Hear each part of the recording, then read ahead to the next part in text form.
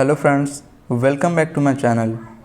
आज के वीडियो में हम लोग युक्ति पब्लिकेशंस वाले बुक की क्विक रिवीजन लगा रहे हैं, जिसमें हम लोग ने पिछले वीडियो में फिजिक्स चैप्टर की 3 टॉपिक हमने डिस्कस किया था और आज की वीडियो में हम लोग इसके चौथे टॉपिक विद्युत या इलेक्ट्रिसिटी, इसकी एक क्विक रिवीजन लगाएंगे।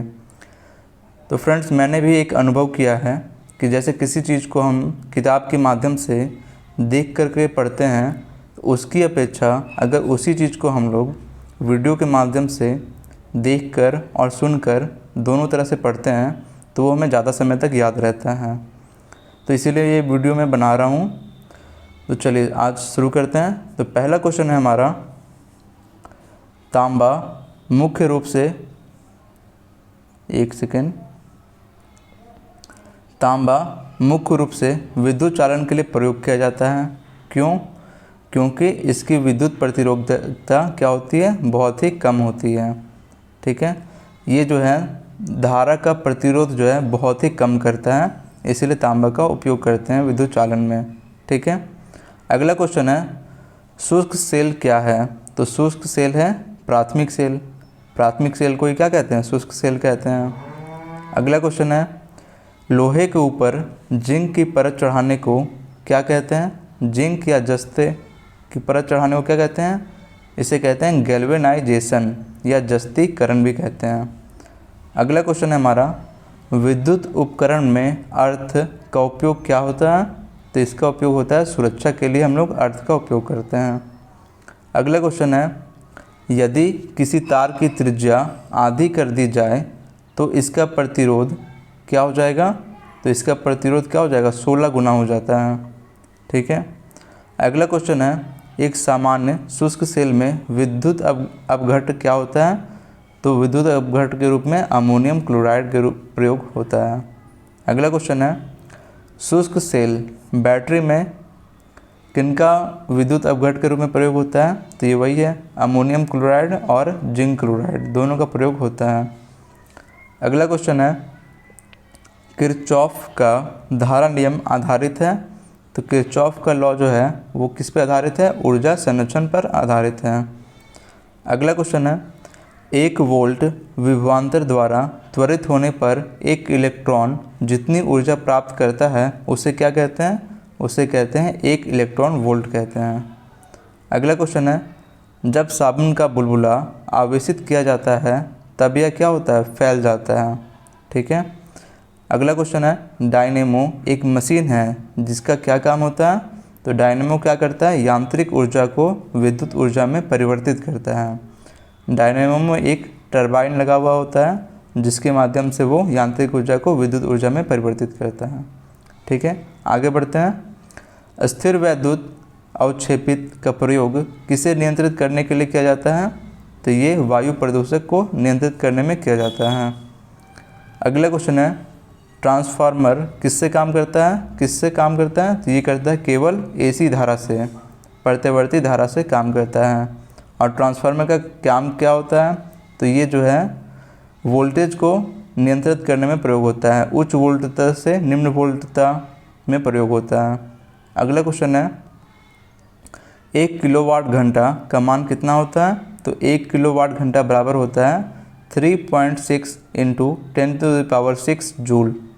ठीक है, अगला है, प्रत्यावर्ती धारा को दिष्ट धारा में बदलने के लिए किसका प्रयोग करते हैं? तो इसके लिए दिष्टकारी या जिसे हम लोग रेक्टिफायर कहते हैं। तो रेक्टिफायर क्या करता है? एसी को डीसी में कन्वर्ट करता है। चलिए आगे बढ़ते हैं। अगला क्वेश्चन है हमारा, शुष्क सेल में जो ऊर्जा संग्रहित रहती है वह कौन सी ऊर्जा होती है? तो वो होती है रासायनिक ऊर्जा। अगला क्वेश्चन है, यदि किसी प्रारूपी पदार्थ को वैद्युत प्रतिरोध गिरकर शून्य हो जाता है तो वह उस पदार्थ को क्या कहते हैं? तो उस पदार्थ को हम अतिचालक कहते हैं। प्रतिरोध अगर शून्य हो जाए तो वो क्या कहलाएगा? अतिचालक कहलाएगा। ठीक है, यदि किसी प्रतिरोधक तार को लंबा किया जाए तो उसका प्रतिरोध क्या होता है? तो उसका प्रतिरोध बढ़ जाता है। तो प्रतिरोध जो होता है R, ये जो होता है L बटा उसके क्रॉस सेक्शन एरिया के जो होता है उसके अनुपातिक होता है। यानी कि अगर लंबाई बढ़ेगा तो प्रतिरोध का मान भी क्या होगा, बढ़ेगा। लंबाई के बढ़ने पे बढ़ेगा और इसके क्रॉस सेक्शन एरिया के घटने पर आर का मान बढ़ेगा, और अगर क्रॉस सेक्शन एरिया बढ़ेगा तो आर का मान घटेगा। ठीक है, चलिए आगे बढ़ते हैं। यदि किसी प्रतिरोध, ये तो हो गया। अगला है हमारा, विद्युत मरकरी लैंप में रहता है कम दाब पर पारा। ठीक है, अगला क्वेश्चन है, बिजली के पंखे की गति बदलने के लिए प्रयुक्त साधन है। तो ये गति को हम लोग रेगुलेटर के माध्यम से परिवर्तित करते हैं। अगला क्वेश्चन है हमारा, विद्युत बल्ब का तंतु धारा प्रवाहित करने पर चमकने लगता है, परंतु तंतु में धारा ले जाने वाले तार नहीं चमकते हैं। इसका कारण है, इसका कारण होता है क्योंकि तंतु जो होता है उसका प्रतिरोध जो है वो बहुत अधिक होता है तारों की अपेक्षा। ठीक है, आगे बढ़ते हैं। प्रतिरोध रेजिस्टेंस का मात्रक क्या होता है? तो इसका मात्रक ओम होता है। अगला क्वेश्चन है, घरों में लगे पंखे बल्ब आदि लगे होते हैं, तो इस किस क्रम में लगे होते हैं? ये समानांतर क्रम में लगे होते हैं। अगला क्वेश्चन है, वस्तुओं का आवेशन किसके स्थानांतरण के फलस्वरूप होता है? तो ये होता है इलेक्ट्रॉन के स्थानांतरण के फलस्वरूप होता है।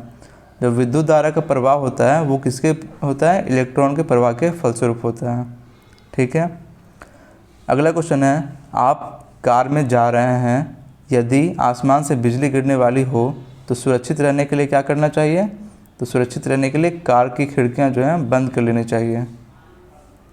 अगला क्वेश्चन है, सामान्यतः प्रयोग में लाई जाने वाली प्रदीप्ति ट्यूबलाइट पर अंकित क्या अंकित होता है? तो इस पे 6500 केल्विन अंकित होता है। अगला क्वेश्चन है, मानव शरीर के विद्युत प्रतिरोध के परिमाण कितना होता है? तो मानव शरीर का प्रतिरोध कितना होता है? तो ये होता है 10⁶ ओम होता है। अगला क्वेश्चन है, विद्युत उत्पन्न करने के लिए कौन सी धातु का प्रयोग होता है? तो विद्युत उत्पन्न करने के लिए यूरेनियम का प्रयोग होता है। माइका क्या है? तो माइका जो है ऊष्मा और विद्युत दोनों का कुचालक होता है। ठीक है, जलते हुए विद्युत बल्ब के तंतु का ताप सामान्यतः कितना होता है? तो ये लगभग होता है 3000 डिग्री सेल्सियस से लेकर 3500 डिग्री सेल्सियस तक होता है। अगला क्वेश्चन है, एम्पियर जो है क्या मापने की इकाई है? तो एम्पियर जो है वो विद्युत धारा मापने की इकाई है। अगला है, एक कृत्रिम उपग्रह में विद्युत ऊर्जा का स्रोत है, तो वो होता है सौर बैटरी होता है। अगला है, विद्युत ऊर्जा को यांत्रिक ऊर्जा में बदलने के लिए किसका प्रयोग करते हैं? तो ये विद्युत मोटर। अगला है, रासायनिक ऊर्जा का विद्युत ऊर्जा में रूपांतरण होता है किसके द्वारा? तो ये होता है इलेक्ट्रोलिसिस द्वारा होता है। अगला क्वेश्चन है, प्रत्यावर्ती धारा को दिष्ट धारा में परिवर्तित करने के लिए कौन सी युक्ति का प्रयोग करते हैं? तो अभी ये बताए थे, एसी को डीसी में कन्वर्ट कौन करता है? रेक्टिफायर करता है। अगला है, ट्रांसफार्मर प्रयुक्त होता है, तो ट्रांसफार्मर ये अभी बता चुके हैं कि ये एसी वोल्टेज का उपचयन अपचयन के लिए प्रयोग होता है, यानी कि वोल्टेज को घटाने या बढ़ाने के लिए प्रयोग होता है। अगर आपसे क्वेश्चन पूछे कि ट्रांसफार्मर एसी को डीसी में कन्वर्ट करता है, तो नहीं, एसी को डीसी में कन्वर्ट नहीं करता है, बस एसी वोल्टेज में ही ज़्यादा वोल्टेज को कम या फिर कम वोल्टेज को ज़्यादा में परिवर्तित करता है। ठीक है, आगे देखते हैं। प्रतिदीप्ति नली में सर्वाधिक सामान्यतः प्रयोग होने वाली वस्तु है, तो वो होती है पारा, वाष्प या आर्गन। अगला क्वेश्चन है, 3 पिन बिजली के प्लग में सबसे लंबी पिन को जोड़ना चाहिए, कैसे जोड़ना चाहिए? तो इसको आधार सिरे से जोड़ना चाहिए। अगला क्वेश्चन है, 2 विद्युत आवेशों के बीच लगने वाला बल से संबंधित है, तो ये कौन सा संबंधित है? कूलम्ब का नियम संबंधित है। तो कूलम्ब का नियम किससे संबंधित है? तो 2 विद्युत आवेशों के बीच लगने वाले बल से संबंधित है। अगला क्वेश्चन है, ट्यूबलाइट में वह ऊर्जा का लगभग कितना भाग जो है प्रकाश में परिवर्तित होता है? तो ट्यूबलाइट का कितना भाग जो है प्रकाश में परिवर्तित होता है? तो ये होता है 60 से लेकर 70% परिवर्तित होता है। अगला क्वेश्चन है, समान आवेशों में होता है, समान आवेशों में विकर्षण होता है और विपरीत आवेशों में आकर्षण होता है। ठीक है। त्वरित चालक का आविष्कार किसने किया था? तो ये किया था बेंजामिन फ्रैंकलिन ने किया था। अगला क्वेश्चन है, त्वरित चालक जो बनाए जाते हैं वो बनाए जाते हैं किससे? तांबे से बनाए जाते हैं। चलिए आगे देखते हैं। आगे हमारा एक ऑब्जेक्टिव क्वेश्चन है जो एग्ज़ाम में पूछा हुआ था, ये देख लेते हैं। एक मकान में 2 बल्ब लगे हुए हैं, ठीक है, उनमें से एक दूसरे से अधिक प्रकाश देता है, तो इसमें से कौन सा कथन जो है सही है ये बताना है हमको। तो पहला कथन है प्रकाश की दीप्ति रेजिस्टेंस पर निर्भर नहीं करती है, तो ये गलत है, रेजिस्टेंस पर निर्भर करती है। फिर है दोनों बल्बों में रेजिस्टेंस समान है, तो ये भी गलत है, क्योंकि रेजिस्टेंस जो है समान होगा तो फिर ज़्यादा प्रकाश नहीं करेगा, दोनों समान प्रकाश उत्पन्न करेगा। फिर है अधिक प्रकाश वाले बल्ब में रेजिस्टेंस अधिक है, ये भी गलत है। फिर है कम प्रकाश वाले बल्ब में रेजिस्टेंस अधिक है, तो ये सही है, क्योंकि रेजिस्टेंस अधिक है तो वो क्या होता है, धारा के मान को कम कर देता है। चलिए आगे देखते हैं। अगला क्वेश्चन है डायनेमो परिवर्तित करता है, तो ये बता चुके हैं, डायनेमो जो है यांत्रिक ऊर्जा को विद्युत ऊर्जा में परिवर्तित करता है। चलिए ये हो चुका है। फिर है विद्युत ऊर्जा को यांत्रिक ऊर्जा में कौन बदलता है, तो ये विद्युत मोटर बदलता है। फिर है ये से सारे क्वेश्चन जो है ना पूछे हुए हैं, तो आप देखते चलो इनको एक बार, बस ऐसे ही क्वेश्चन जो है ना इससे रिलेटेड आएंगे।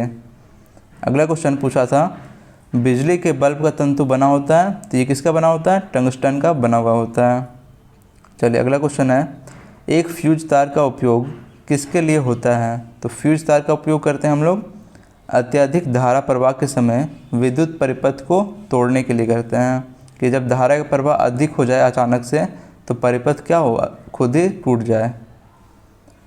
अगला क्वेश्चन है सर्वाधिक विद्युत चालकता वाला तत्व क्या है, सबसे ज़्यादा विद्युत चालकता किसकी होती है, तो ये चांदी की होती है। अगला क्वेश्चन है निम्न में से कौन सा विद्युत का सबसे अच्छा सुचालक है, सबसे अच्छा सुचालक कौन हो जाएगा, चांदी हो जाएगा। फिर है प्रत्यावर्ती धारा AC को DC में कन्वर्ट करने वाला कौन होता है, तो ये होता है रेक्टिफायर। चलिए अगला क्वेश्चन देखते हैं 100 वाट वाले एक विद्युत लैंप का एक दिन में 10 घंटे का प्रयोग हो रहा है, तो एक दिन में लैंप द्वारा कितनी यूनिट ऊर्जा उपयोग होगी, तो ये होती है 1 यूनिट होगी। ठीक है, ये सब न्यूमेरिक क्वेश्चन है, न्यूमेरिकल्स है। चलिए आगे देखते हैं किलोवाट घंटा किसकी इकाई है, तो ये होती है विद्युत ऊर्जा की इकाई होती है। फिर है बिजली के खपत का बिल किसके मापन पर आधारित होता है, तो ये होता है वाटेज के माध्यम से होता है, कि कितना वाट जो है आप ऊर्जा खपत कर रहे हैं। अगला क्वेश्चन है फैराडे का नियम संबंधित है किससे, तो ये विद्युत अपघटन से संबंधित है। अगला क्वेश्चन है घरेलू विद्युत उपकरणों में प्रयुक्त सुरक्षा फ्यूज तार उस धातु से बनी होती है जिसका क्या हो, फ्यूज का क्या होता है, गलनांक कम होता है। ठीक है। अगला क्वेश्चन है विद्युत फ्यूज में इस्तेमाल किए जाने वाला पदार्थ टीन और सीसा का एक मिश्र धातु होता है, इस मिश्र धातु में क्या गुण होना चाहिए, तो इसका उच्च विशिष्ट प्रतिरोध एवं निम्न गलनांक होना चाहिए। प्रतिरोध क्या हो, ज़्यादा, और गलनांक कम होना चाहिए। अगला क्वेश्चन है बिजली सप्लाई में मेंस में फ्यूज एक सुरक्षा उपकरण के रूप में लगा हुआ होता है। बिजली के फ्यूज का गलनांक क्या होता है, तो गलनांक कम होता है और प्रतिरोध ज़्यादा होता है। ठीक है, आगे देखते हैं धातुएं विद्युत की सुचालक होती हैं क्योंकि धातुओं में क्या होता है, मुक्त इलेक्ट्रॉन होते हैं। अगला क्वेश्चन है अतिचालक का लक्षण है उच्च पारगम्यता। अतिचालक क्या करता है, उच्च पारगम्यता प्रदान करता है। अगला क्वेश्चन है इलेक्ट्रिक करंट का यूनिट कौन सा होता है, तो विद्युत धारा का इकाई क्या होता है, एम्पियर। आपस में जुड़ी 2 आवेशित वस्तुओं के बीच विद्युत धारा नहीं बहती है यदि वे होती हैं समान विभव में। अगर समान विभव में 2 आवेशित वस्तुएं होती हैं तो उनके बीच धारा का प्रवाह नहीं होता है। ठीक है, आगे देखते हैं बिजली के बल्ब का फिलामेंट किस तत्व का बना होता है, तो ये तो बहुत इजी क्वेश्चन है, टंगस्टन का बना हुआ होता है। अगला क्वेश्चन है, बल्ब को तोड़ने पर तेज़ आवाज़ होती है। किसी भी बल्ब को हम लोग पहले तोड़ते थे तो उसमें क्या होती थी, बहुत ही आवाज़ निकलती थी। तो इसका कारण होता है कि बल्ब के अंदर जो है वो निर्वात होती है। तो निर्वात में अचानक क्या हो, वायु तेज़ी से प्रवेश करती है, इसलिए आवाज़ नहीं आती है। चलिए अगला क्वेश्चन देखते हैं, बिजली के बल्ब से हवा पूरी तरह से क्यों निकाल दिया जाता है। तो अब बिजली के बल्ब के अंदर जो है निर्वात क्यों करते हैं हम लोग, क्योंकि जो है टंगस्टन जो है तंतु के उपचयन को रोकने के लिए, क्योंकि फिलामेंट में जो है टंगस्टन का प्रयोग होता है और हवा जब हो तो क्या होता है, उसका अपचयन होने लगता है, उपचयन होने लगता है, जिसे रोकने के लिए निर्वात किया जाता है। अगला क्वेश्चन है, एक विद्युत सर्किट में एक फ्यूज तार का उपयोग किया जाता है किसके लिए। तो सर्किट में प्रवाहित होने वाली अधिक विद्युत धारा को रोकने के लिए प्रयोग होता है। अगला क्वेश्चन है, फ्यूज का सिद्धांत है। तो फ्यूज का सिद्धांत है विद्युत का ऊष्मीय प्रभाव, ऊष्मीय प्रभाव पर काम करता है। अगला क्वेश्चन है, फ्यूज तार किसका बना हुआ होता है। तो फ्यूज तार बना हुआ होता है टिन और सीसा मिश्र धातु का बना हुआ होता है। सो फ्रेंड्स, ये हमारा इलेक्ट्रिसिटी चैप्टर का जो भी क्वेश्चन बन रहा था इसमें वो ख़त्म हो चुका है। अगला टॉपिक है हमारा ऊष्मा। आइए इसके क्वेश्चन भी देख लेते हैं साथ में। ये बस हम लोग रिवीजन लगा रहे हैं, तो इसके जो डिस्कशन है वो हम लोग कभी जब चैप्टर वाइज पढ़ाई करेंगे तब उसमें देख लेंगे। अभी हम लोग क्या कर रहे हैं, बस रिवीजन लगाते जा रहे हैं। ठीक है, तो चलिए पहला क्वेश्चन देखते हैं। शीशे की छड़ जब भाप में रखी जाती है तब इसकी लंबाई बढ़ जाती है, परंतु इसकी चौड़ाई क्या होती है, अव्यवस्थित होती है। चौड़ाई पे क्या होता है, कोई प्रभाव नहीं पड़ता है। अगला क्वेश्चन है, लोलक घड़ियाँ गर्मियों में सुस्त हो जाती हैं। तो ये क्यों होती हैं, क्योंकि लोलक की लंबाई जो है गर्मी के कारण बढ़ जाती है, जिससे इकाई दोलन में लगा समय भी क्या होता है, वो भी बढ़ जाता है। अगला क्वेश्चन है, एक धातु की ठोस गेंद के अंदर कोटर है। ठीक है, जब इस धातु की गेंद को गर्म किया जाता है तो कोटर का आयतन क्या होगा, बढ़ जाएगा। यानी कि कोई धातु का गेंद है और उसके अंदर क्या है, होल है, मतलब धातु के अंदर जो है ना वो खोखला है, तो गर्मियों के टाइम में क्या होगा, वो जो है खोखला जो अंदर से है वो और बड़ा हो जाएगा। ठीक है, आगे देखते हैं। जब किसी बोतल में पानी भरा जाता है और उसे जमने दिया जाता है तो बोतल टूट जाती है। क्यों, क्योंकि पानी जो है जमने पर फैलता है, पानी का आयतन क्या होता है, बढ़ जाता है। अगला क्वेश्चन है, अत्यधिक शीत ऋतु में पहाड़ों पर पानी की पाइपलाइनें जो हैं वो फट जाती हैं। इसका कारण क्या है, तो वही सेम कारण इसका भी हो जाएगा कि पाइप में पानी क्या होता है, जमने पर फैल जाता है। अगला क्वेश्चन है, दो रेल पटरियों के मध्य जोड़ पर जो है एक छोटा सा स्थान खाली छोड़ा जाता है। तो क्यों छोड़ा जाता है, क्योंकि धातु जो है गर्म होने पर फैलता है तथा ठंडी होने पर संकुचित होती है। तो ये जो फैलना और संकुचित होना है इससे कोई प्रभाव ना पड़े, इसीलिए खाली जगह छोड़ा जाता है। अगला क्वेश्चन है, किसी झील की सतह का पानी बस जमने ही वाला है, तो झील के अधस्तल में जल का तापमान क्या होगा। तो बस जमने ही वाला हो तो जल के अंदर का तापमान 4 डिग्री सेल्सियस होगा। अगला क्वेश्चन है, बर्फ़ बनी झील के अंदर मछलियाँ जीवित रहती हैं। क्यों, क्योंकि झील की तली पर बर्फ़ नहीं जम पाती है, क्योंकि तली में झील नहीं जमता है, बस ऊपरी सतह में बर्फ़ की मोटी परत जम जाती है। अगला क्वेश्चन है, बर्फ़ पर दाब बढ़ाने से उसका गलनांक क्या होता है, दाब बढ़ाने से गलनांक घट जाता है। अगला क्वेश्चन है, द्रव तापमापी की अपेक्षा गैस तापमापी अधिक संवेदी होता है, क्योंकि गैस क्या होता है, द्रव की अपेक्षा अधिक प्रसार करती है।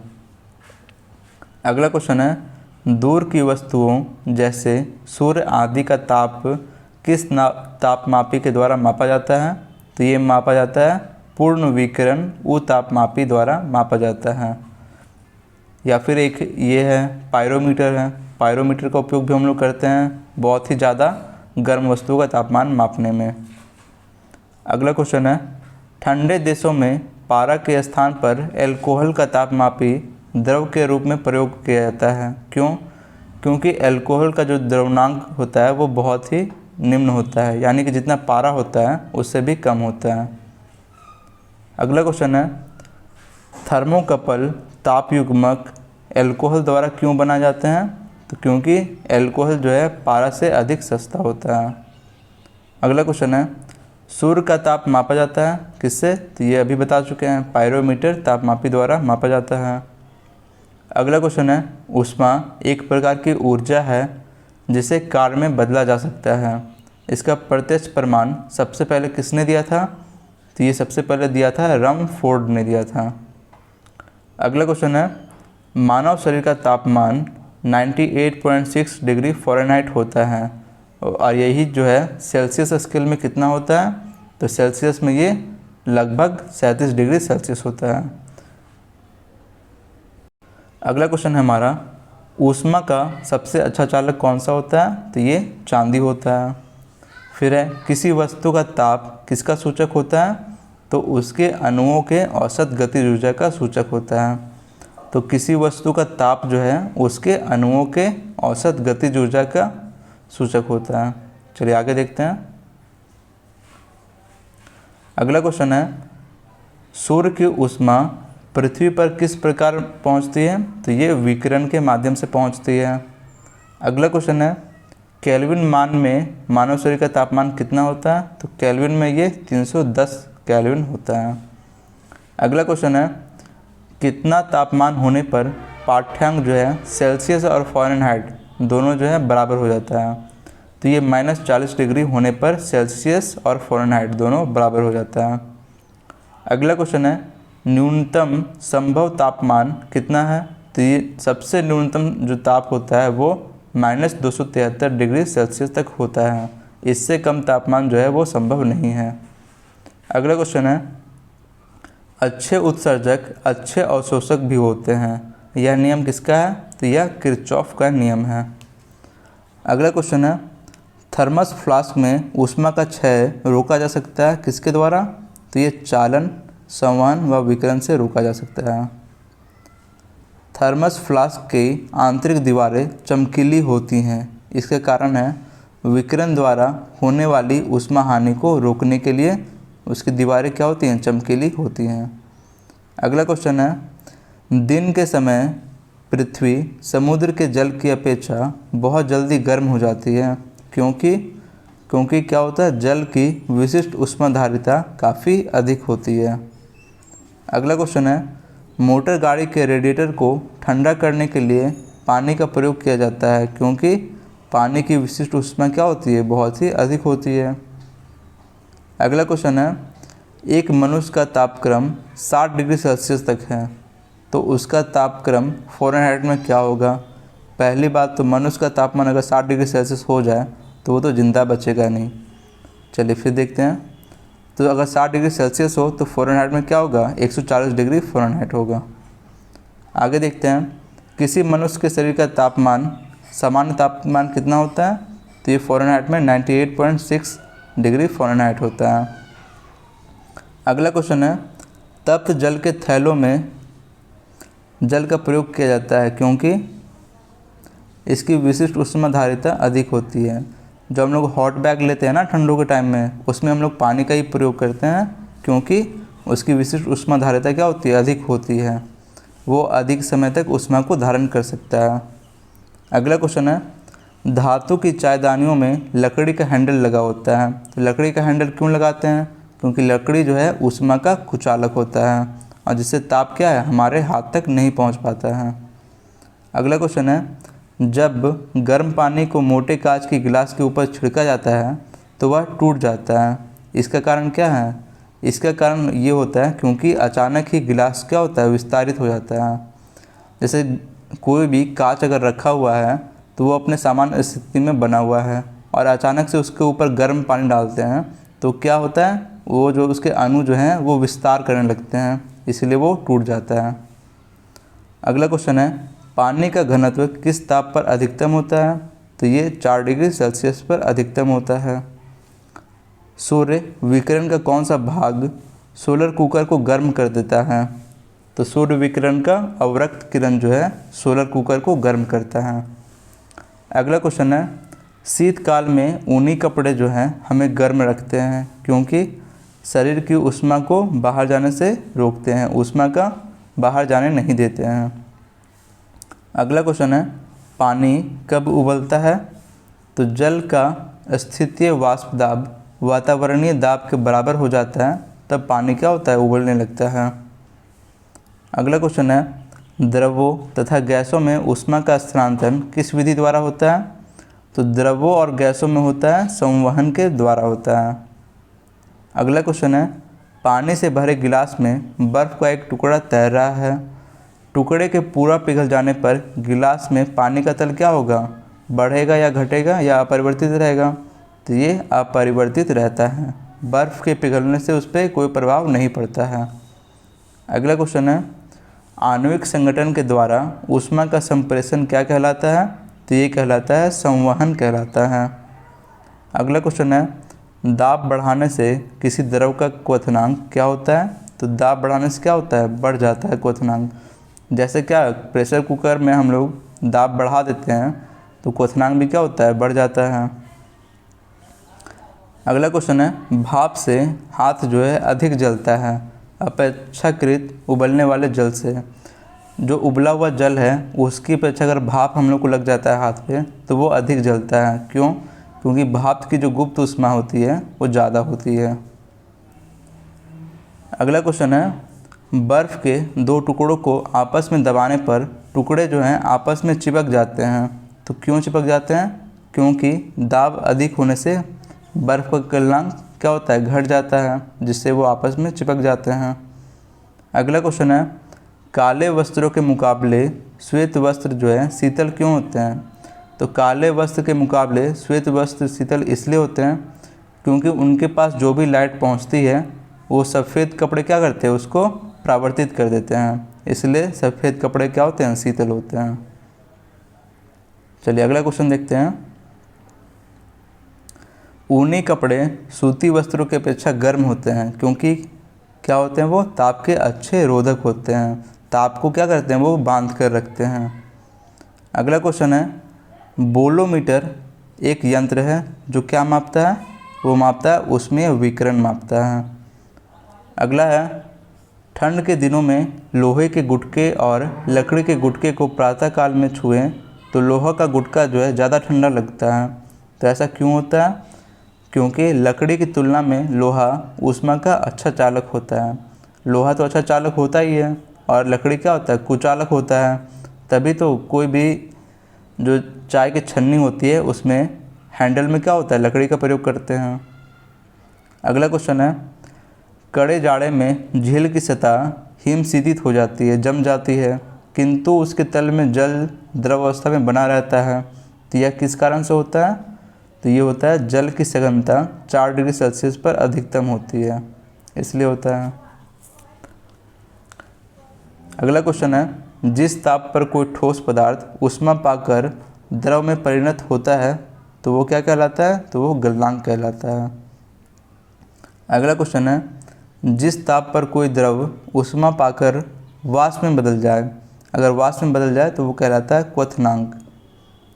अगला है, जब बर्फ़ को 0 डिग्री सेल्सियस से 10 डिग्री सेल्सियस तक गर्म किया जाता है तो जल का आयतन क्या होता है?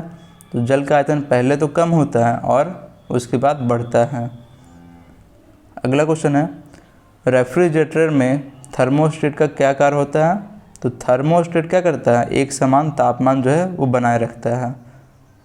अगला क्वेश्चन है, ऊष्मागतिकी का प्रथम नियम किस अवधारणा की पुष्टि करता है? तो ये करता है ऊर्जा संरक्षण की अवधारणा की पुष्टि करता है।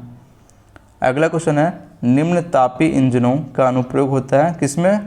तो ये होता है रॉकेट प्रौद्योगिकी में होता है।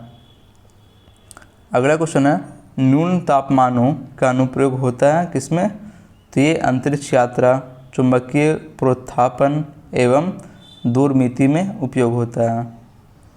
अगला क्वेश्चन है, प्रेशर कुकर में चावल जो है जल्दी पकता है, क्यों? क्योंकि उच्च दाब जो है जल के क्वथनांक को क्या बढ़ा देती है, इसीलिए। अगला क्वेश्चन है, मनुष्य आर्द्रता में परेशानी महसूस करता है। इसका कारण क्या है? क्योंकि पसीना का आर्द्रता के कारण वाष्पित नहीं हो पाता है। अगला क्वेश्चन है, किसी द्रव को उसके क्वथनांक से पूर्व उसके वाष्प में बदलने की प्रक्रिया को क्या कहते हैं? तो उसको कहते हैं वाष्पीकरण। अगला क्वेश्चन है, पहाड़ों पर पानी जो है किस तापमान पर उबलने लगता है? तो ये 100 डिग्री सेल्सियस से कम तापमान पर ही उबलने लग जाता है, जिससे पहाड़ों पर अगर हम चावल को सिझाते हैं तो पानी तो खौलने लगता है, लेकिन चावल को सिझने में बहुत टाइम लगता है। अगला क्वेश्चन है, सूर्य की सतह का ताप क्या होता है? 6000 केल्विन होता है। जब पानी में नमक मिलाया जाता है तो कौन सा परिवर्तन होता है? तो पानी का क्या होता है? क्वथनांक बढ़ जाता है और जमाव बिंदु घट जाता है। अगला क्वेश्चन है, गर्म मौसम में पंखा चलाने पर आराम महसूस होता है। क्यों? क्योंकि पसीना का क्या होता है? तेज़ी से वाष्पीकरण होना शुरू हो जाता है। अगला क्वेश्चन है, कमरे को ठंडा किया जा सकता है किससे? तो संपीड़ित गैस को छोड़कर कमरे को ठंडा किया जा सकता है। जैसे कोई भी संपीड़ित गैस है, ऑक्सीजन, नाइट्रोजन, अगर हम लोग उसको क्या करते हैं, सिलेंडर में भर कर रखे हुए हैं, तो वो गैस क्या है? संपीड़ित है, और अचानक से उसको छोड़ना शुरू करेंगे तो कमरे का तापमान भी क्या होगा? ठंडा होना शुरू हो जाएगा। अगला क्वेश्चन है, कोई पिंड ऊष्मा का सबसे अधिक अवशोषण करता है जब वो क्या हो? काला और खुरदरा हो। काला और खुरदरा हो तो ऊष्मा का अवशोषण अधिक करेगा, और इसी के उल्टा अगर वो सतह क्या हो? सफ़ेद हो और एकदम चिकना हो तो क्या करेगा? ऊष्मा का अधिक वो क्या करेगा? परावर्तित करेगा। अगला क्वेश्चन है, किस बिंदु पर फ़ारेनहाइट और सेंटीग्रेड दोनों जो है, फ़ारेनहाइट जो है सेंटीग्रेड का 2 गुना होता है। किस पर होता है? तो ये होता है 160 डिग्री फ़ारेनहाइट पे होता है। अगला क्वेश्चन है, थर्मामीटरों में आमतौर पर पारा का उपयोग किया जाता है क्योंकि इसकी क्या होती है? उच्च चालकता होती है। अगला क्वेश्चन है, अशुद्धियों के कारण द्रव का क्वथनांक क्या हो जाता है? बढ़ जाता है। अगला है, एक स्वस्थ मनुष्य के शरीर का तापमान कितना होता है? तो ये होता है 37 डिग्री सेल्सियस होता है। अगला क्वेश्चन देखते हैं। अगला क्वेश्चन है, प्रेशर कुकर में खाना कम समय में पकता है। क्यों? तो वही बता चुके हैं कि दाब अधिक होने से क्या होता है? पानी का क्वथनांक बढ़ जाता है। अगला क्वेश्चन है, गर्म करने से विस्तारण क्या होता है? पदार्थ का घनत्व घटा देता है। अगला है, गर्मियों में सफ़ेद कपड़ा पहनना आरामदेह होता है क्योंकि क्या होता है? ये अपने ऊपर पड़ने वाले सभी ऊष्मा को परावर्तित कर देते हैं, इसीलिए। अगर इसी के विपरीत हम काला कपड़ा पहने तो हमें क्या होगा? गर्मी के दिनों में और गर्मी महसूस होगा, क्योंकि काला कपड़ा जो है सभी ऊष्मा को क्या करेगा? अवशोषित कर लेता है। अगला क्वेश्चन है, खाना पकाने के बर्तनों में लकड़ी अथवा बेकिलाइट का हैंडल लगा हुआ होता है। क्यों? क्योंकि लकड़ी और बेकिलाइट क्या करता है? ऊष्मा का बहुत ही खराब चालक होता है। अगला क्वेश्चन है, यदि किसी स्थान के तापमान में अचानक से वृद्धि हो जाती है तो आपेक्षिक आर्द्रता क्या होती है? तो आपेक्षिक आर्द्रता घट जाती है।